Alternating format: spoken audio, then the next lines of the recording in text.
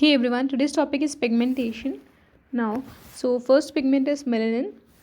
It is endogenous black pigment, provides hair and skin color derived from tyrosine. So, melanin is derived from tyrosine. Second is hemosiderin. Hemosiderin derived from iron, present at storage sites of iron means bone marrow, detected by Prussian blue, purple or violet color granules. Reaction is known as Pearl's reaction.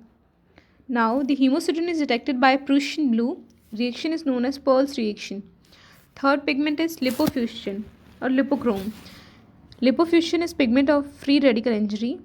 Perinuclear brown pigment, lipid-derived pigment accumulated by lipid peroxidation, associated with free radical injury. Now, lipofuscin is associated with free radical injury. Deposition of lipofuscin are seen in aging, wear and tear pigment, brown atrophy, protein energy malnutrition, and in cancer. Now, lipofuscin is deposited in aging, protein energy malnutrition, and cancer. Now, the aging is due to collagen cross-linking. Second, because of free radical injury, which is most accepted theory, DNA damage or defect in DNA helicase. Fourth, telomerase shortening. So now aging is because of collagen cross-linking, because of free radical injury, DNA damage or defect in DNA helicase or telomerase shortening. Now let's learn about the Werner syndrome. So in this syndrome, person is having defect in DNA helicase.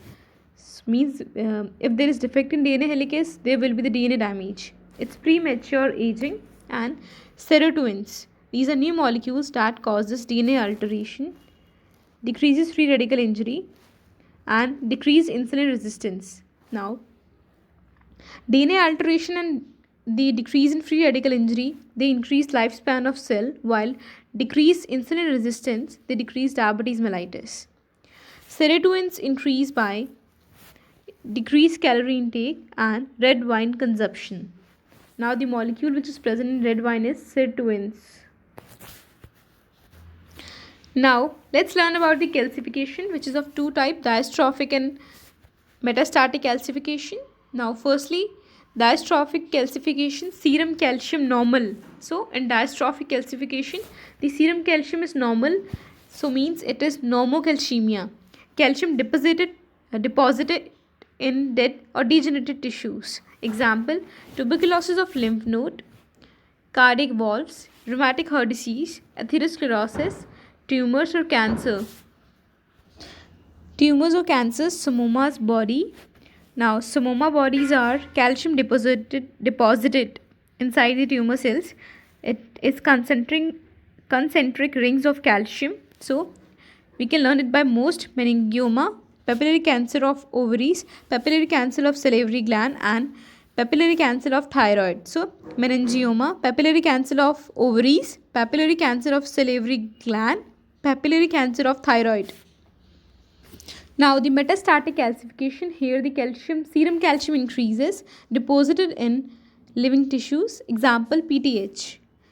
Increase in parathyroid hormone, parathyroid adenoma is there, which is most common cause of primary hyperthyroidism, chronic renal failure, which is secondary hyperparathyroidism.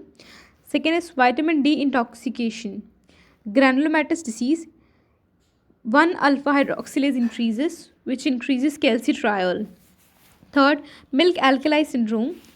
A person consumes large amount of alkali with milk. Milk provides calcium, and because of alkaline environment, calcium get deposited in tissues. Now, fourth is cancer. Because of cancer, there is osteolysis and there is metastatic calcification. Now, calcium deposits in mitochondria in majority of cells except in renal cells. So, in renal cells, there is deposition of calcium in basement membrane. Okay, very important point. Calcium deposits in mitochondria in majority of cell except in renal cells, it deposits in basement membrane. Now, calcium has predilection to deposit in following organs: lung, gastric mucosa, kidney, and systemic arteries and pulmonary veins. Now, calcium will not directly affect parathyroid glands, and calcium tetracycline, which is radio labeled, used for studying the process of bone remodeling.